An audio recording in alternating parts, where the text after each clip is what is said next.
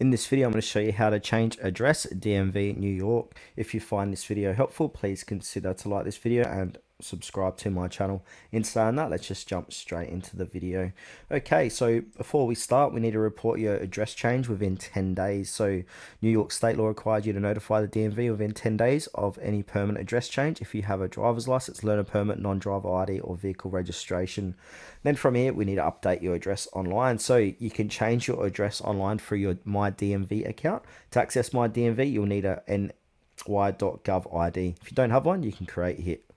Once you have a New York.gov ID, log into My DMV account and follow the instructions to update your address. Now you can do this by mail, so if you prefer to update your address by mail, we need to complete the My 232 address change form. Along with the form, include a copy, front and back, of your current valid New York State driver's license, permit, non-driver ID, or military ID. Then we can mail that form as well.